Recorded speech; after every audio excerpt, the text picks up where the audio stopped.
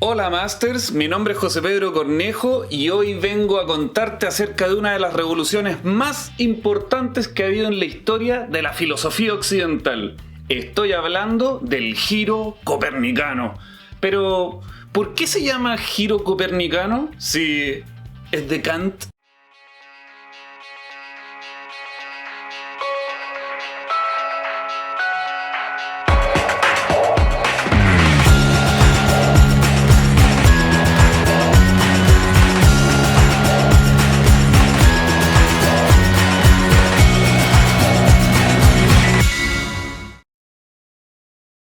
Esta es una de las principales preguntas que nos asalta cuando empezamos a leer la Crítica de la Razón Pura, una de las obras más importantes de Immanuel Kant, el filósofo más importante de la modernidad. Y es que Kant está consciente de que la teoría que él está por postular en su Crítica de la Razón Pura va a cambiar la filosofía para siempre, que ella conlleva un cambio de la perspectiva de cómo se ha venido haciendo la filosofía, y este cambio de perspectiva es equivalente al que ha llevado a cabo Copérnico en la astronomía.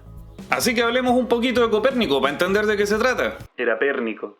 Copérnico. Bueno, todos ustedes sabrán que Copérnico postula un modelo heliocéntrico para entender el sistema solar, el movimiento de los planetas, el Sol, la Tierra, la Luna, y que este viene a reemplazar un antiguo modelo basado en la teoría de las esferas de Aristóteles, que cree que la Tierra es el centro y por lo tanto es un modelo geocéntrico y que los planetas están todos puestos, así como una especie de cebolla, en unas esferas de cristal que van girando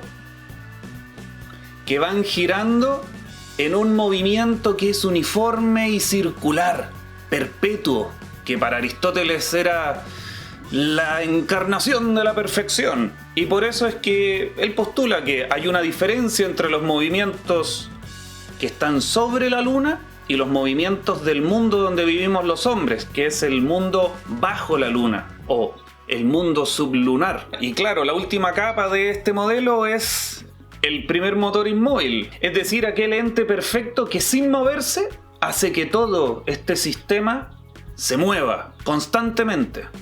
Y bueno, ese es Dios. Por lo tanto, este modelo le encantó a la Iglesia Católica y lo tomó como una especie de interpretación verdadera de la realidad, una interpretación verdadera de la naturaleza. ¿Por qué? Porque calzaba perfecto con lo que decía la Biblia, etc. Entonces era más bien una especie de justificación de cosas que ellos ya creían con anterioridad. Ya. Y bueno, tú te preguntarás, si esto ya funcionaba tan bien, ¿por qué Copérnico quiso cambiarlo? Y es que Copérnico era un científico. Y todos los científicos no postulan teorías sencillamente porque están así como un día sentados en un sillón mirando el techo y de repente dicen, uy, voy a cambiar las teorías para siempre porque quiero. No. En general, los científicos lo que intentan hacer es responder a problemas, responder interrogantes. La naturaleza nos postula siempre una serie de problemas y los científicos lo que intentan es tratar de darle una explicación a estos problemas. Y el modelo geocéntrico no era una excepción. Había que responder un grave problema, que era que el modelo geocéntrico funcionaba muy bien en el papel, pero las observaciones que hacíamos del cielo no calzaban. Y ese era el problema del movimiento de los planetas. Hoy nosotros consideramos que planeta significa una especie de cuerpo celeste que tiene una cierta configuración, una cierta masa, etc. Y que gira en torno a una estrella, y que hay unos que son rocosos, hay otros que son gaseosos, tienen sus lunas, lo que sea. En la antigüedad esto no era así. Los planetas eran más bien tipos de estrellas. ¿Cómo es esto? Claro, cuando nosotros vemos el cielo, vemos estrellas, todas tienen más o menos la misma configuración, pero hay unas que se mueven todas juntas como un conjunto y hay otras que se mueven de otra forma, de forma independiente, que no siguen a las que están moviéndose todas juntas. Entonces lo que hicieron los griegos fue distinguir las estrellas en dos tipos. Unas eran las estrellas fijas que por eso le llamamos firmamento, porque está todo firme, está así, se mueven todas juntas como un telón. Y hay otras que son estrellas errantes, estrellas que van así por la suya, que van sencillamente sin rumbo por el cielo. Y la palabra para decir errante o peregrino en griego es planeta. Y el problema es que los planetas no solamente no se mueven junto con las otras estrellas, no solamente van en contra a veces, sino que a veces van en una dirección y cambian de dirección y vuelven a cambiar y se van. Y entonces el problema es que eso no puede ser explicado por este movimiento circular perpetuo y perfecto de Aristóteles, sino que aquí hay algo que no está funcionando. La observación está diciendo, el modelo no puede explicar esto, necesitamos un nuevo modelo. Para eso hubo distintos postulados para poder explicar esto. Se incluyeron hemiciclos, por ejemplo, en el movimiento de los astros, de tal forma que los planetas no se movían así en torno a la Tierra, sino que se movían haciendo como una especie de espiral, ¿ya? Nosotros hoy, por ejemplo, vemos movimientos hemicíclicos, como por ejemplo el de la Luna con respecto al Sol. La Luna con respecto al Sol se mueve así. Pero ella en el centro tiene un centro de masa enorme, que es la Tierra. Pero los planetas, si se moviesen así, sin tener un centro de masa en la mitad, eso no se puede explicar de ninguna forma, ¿ya? Y por lo tanto, para, por ejemplo, Copérnico, eso no tenía ningún sentido, no había forma de explicar este mecanismo. Entonces tenía que haber otra forma. Y esa forma te la voy a explicar con un ejemplo. Bueno, lo que hizo Copérnico te lo voy a contar de la siguiente forma. Si tú te fijas, ahora parece que yo estuviese quieto con respecto a ti y que el fondo se está moviendo. Sin embargo, esto es una ilusión parecida a la que, por ejemplo, vemos en las películas cuando nos quieren hacer sentir que nos movemos y el mundo se mueve a nuestro alrededor.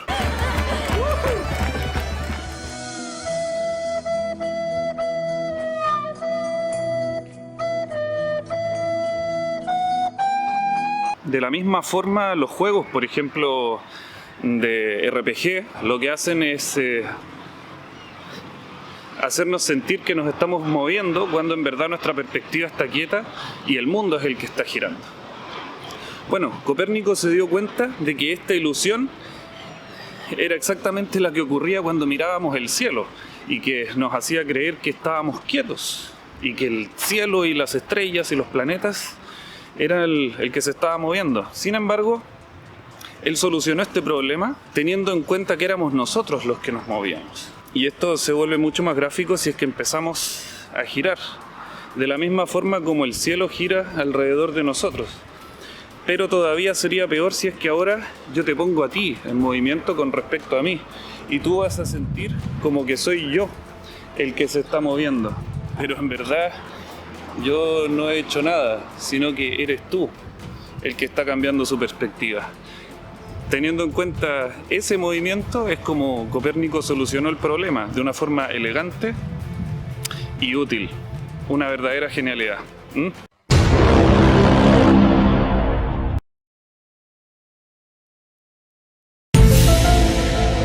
Y entonces, ¿qué tiene que ver todo esto con Kant?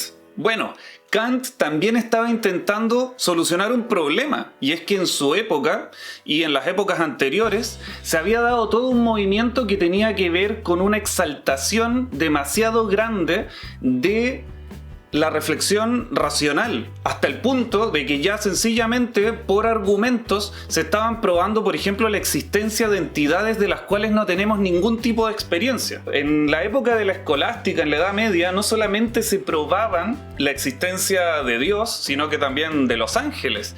Y no solamente de los ángeles, sino que de que los ángeles tenían rangos. Cuántos ángeles había en cada rango, cuántos ángeles había en el cielo, qué diferenciaba a estos ángeles unos de otros, y etc. Es básicamente como lo que hoy nosotros podemos ver un montón de expertos hablando de tipos de aliens, pero no tenemos ninguna prueba ni evidencia de que existan esos seres. En la Edad Media básicamente se da lo mismo, pero con los entes de los cuales hablaba la religión. Y claramente esto es un problema para la reflexión filosófica. Y Kant quería solucionar esto. Él lo que quería hacer era ver hasta qué punto podemos reflexionar probando cosas a través del uso puro de nuestra racionalidad sin que terminemos hablando tonterías. Digámoslo de una forma más polite, con un discurso que aún tenga sentido. Lo que él hace es tomar como ejemplo a Copérnico, porque Copérnico solucionó el problema poniendo al sujeto observador del universo en movimiento.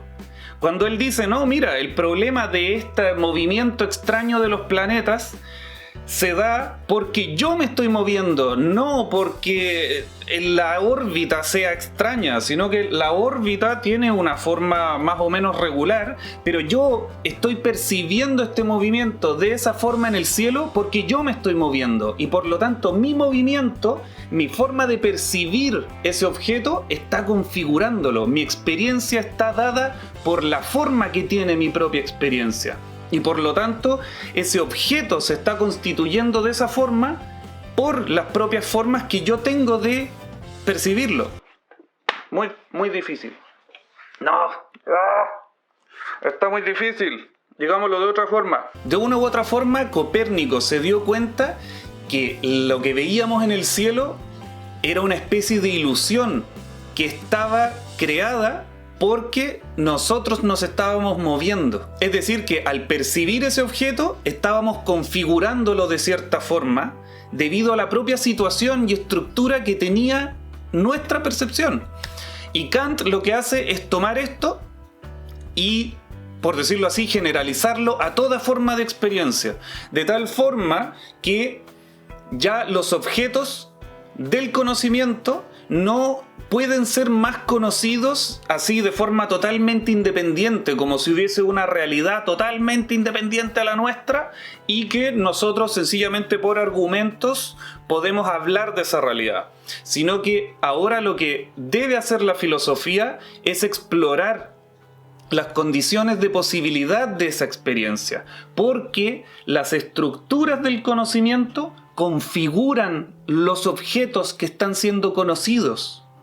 Por ejemplo, yo no puedo mirarme la mano por los dos lados. ¿Por qué? Porque mi conocimiento es finito. Yo no puedo ver esto desde una especie como de perspectiva universal, sino que está siempre enfocado desde mi perspectiva. Yo además soy espacio-temporal y por lo tanto siempre voy a conocer todos los objetos desde una perspectiva que tiene que ver con el tiempo y con el espacio. Además, todos los juicios que yo puedo hacer sobre unas cosas, por ejemplo, que tienen cierto color, que están en cierta posición, que están que existen o que no existen, que son necesarios o que son posibles, que por ejemplo, no sé, que están en relación a otras cosas o lo que sea, todo eso yo puedo establecerlo porque ese es, por ejemplo, los distintos mecanismos por los cuales yo puedo llegar a establecer conocimiento a partir de la información que me reporta la sensibilidad, mis órganos sensibles. Pero yo, por ejemplo, a través de los órganos sensibles también estoy configurando ya de antemano la información que estoy recibiendo.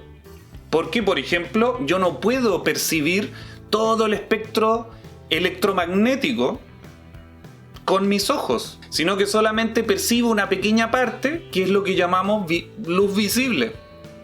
Lo mismo pasa con el oído. Yo no puedo oír lo mismo que oye un gato o un perro o un murciélago, y por lo tanto ya toda mi experiencia de la realidad está configurada de acuerdo a mis posibilidades de conocerla. Así que resumamos esto de una forma que todos podamos entenderlo. ¿De qué se trata el giro copernicano de Kant? En pocas palabras debemos decir que para Kant, conocer es determinar. Brillante, brillante. Porque esto no quiere decir que el conocimiento sea como inventar un mundo y que por lo tanto no tenemos absolutamente ningún acceso a la realidad como es en sí, lo que sea, bla, bla, bla. No, no es tan por ahí, sino que lo que significa es que el conocer nunca es algo así como una especie de actividad neutral, sino que siempre se está determinando, constituyendo, se está atribuyendo, se está dando valor, etc. Y por lo tanto el conocimiento ya es una actividad de construcción de ese propio conocimiento. ¿Y esto qué significa? Que si conocer es determinar, toda experiencia parte de la sensibilidad, pero no todo está dado por ella. Y por lo tanto, no puedo transgreder los límites de la sensibilidad y irme pensando solamente con conceptos, pero por otro lado, la experiencia sensible tampoco me da absolutamente toda la información, o tampoco me da, por decirlo así, la información pura, prístina de aquello que estoy percibiendo, sino que esto forma una unidad de dos realidades que son distintas.